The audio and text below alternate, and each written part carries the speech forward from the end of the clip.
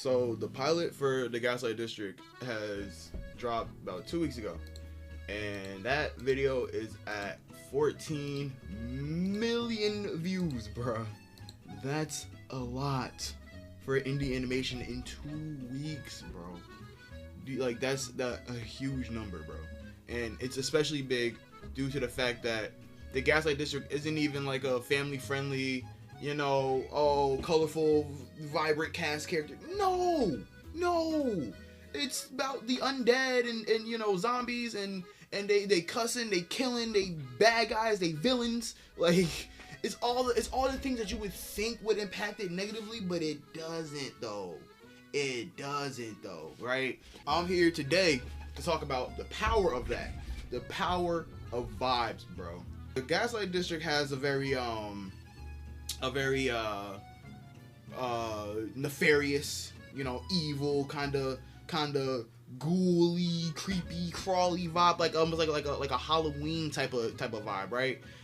But it's not a horror. It's not a slasher. It's not it's not one of those. It's more so just it's a slice of life, but like with these not even like grotesque in a way. I don't know. Like these characters are like it's a mob family, right? It's a mob family, and it has this whole story about the chosen one and yada yada yada. But the main takeaway from it, at least for me, from my viewing experience, I only watched it one time, was that the vibes in this show are fire, like all the way through. And I don't mean vibes in just like the sense of like the theme of it, like the energy the show brings, more so like the shots they take, like the angling, the animation, the character, like so many aspects went into making and creating this type of vibe that they have that works so well, bro. It works so well, bro.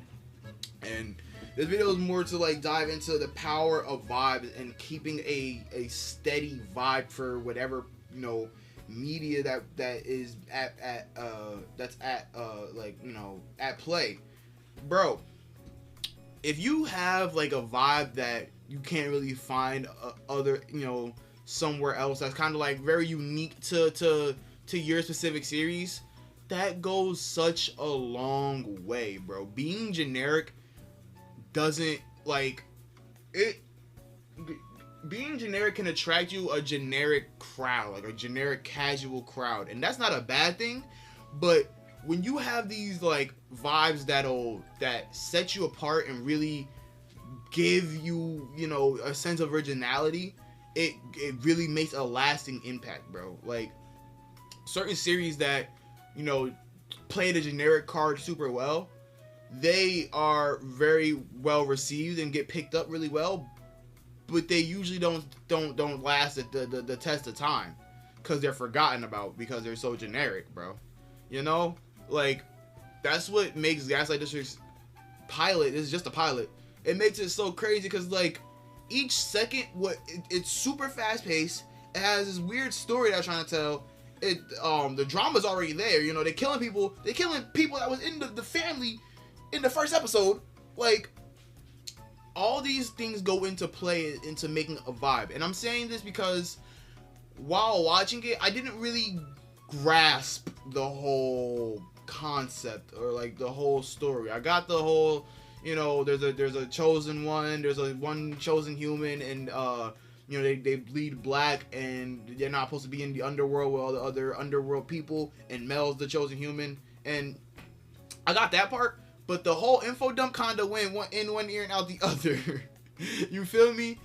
But they did the big fat info dump in the beginning and then just vibed out from the rest. They didn't hammer it down for you to understand something. I think that's what I'm trying to get at.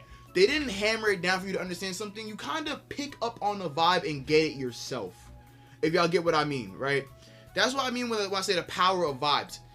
You shouldn't, like, when it comes to like a series that like you be like, oh yeah, I like the vibe of the series. I don't really know everything that goes on, but I could tell that when things happen, I enjoy it because of the vibe is good.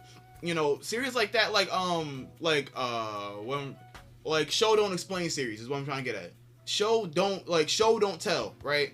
That's what I say when I say the vibe, because you can't tell somebody a vibe. You know what I mean? You can't tell somebody, oh yeah, the vibe of this is this, this, and that. When, because that's your interpretation of it. The vibe is what people pick up from something that it just produces, bruh. And if you go all in on vibe, bro, that vibe will get picked up regardless of, the plot, the characters matter too. Like, I was gonna say the plot, regardless of the plot of the characters, but kind of gotta have the characters be a certain vibe to match the vibe of the...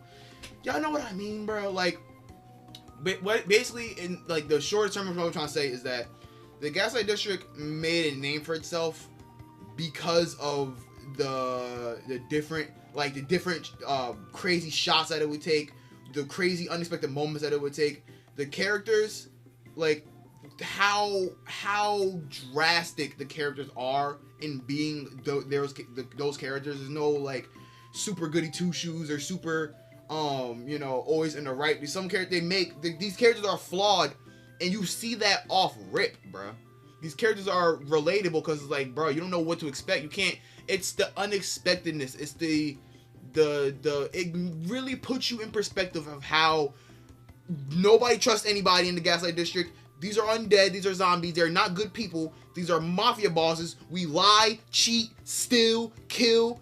If you could put that into perspective off rip, that is so fire, bro. Like, y'all know how it's like I'm gonna say it for anime, right? Because, I mean, it doesn't really have to apply to anime, but y'all get what I mean. There's like a 3-episode rule where it's like, oh, if you're not rocking with it 3 episodes in, then you're not gonna rock with it in general. Now, again, obviously that applies to Gaslight District too, if you're not rocking with it 3 episodes in. But I think from the first episode, it gives you a pretty good understanding of what you're gonna get through the whole series, bruh. And that's the power of vibes, because you can make the pilot episode explain the entire, give a vibe of the whole series, bro. You can't really trust nobody in the Gaslight District, bro. You want to trust Mel's dad, but bro, obviously got some secret stuff going on too that you don't want to admit. You know what I mean? Like, even he's shady. Even Mel defies his trust. They got problems going on too. Only character who don't got no secret motives that I feel like is Breadhead, bro. And that's my guy. And Mud, that's my guy too. But he's crazy. You feel me?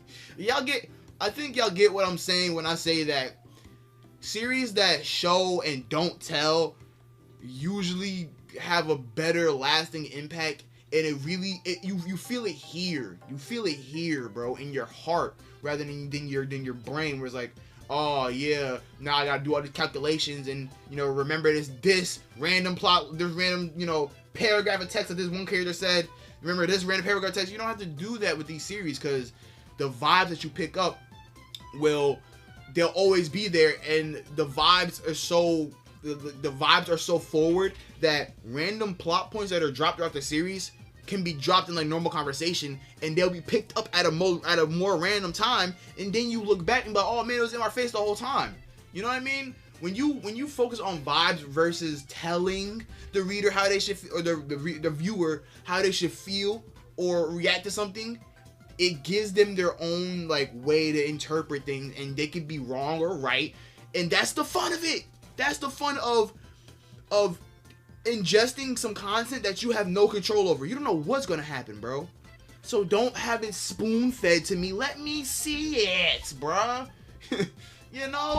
But yeah, that's Gaslight District does that very well. So props to them, bro. Shout out to Glitch. They keep cooking. They don't miss. Glitch don't miss, bro. They just don't miss.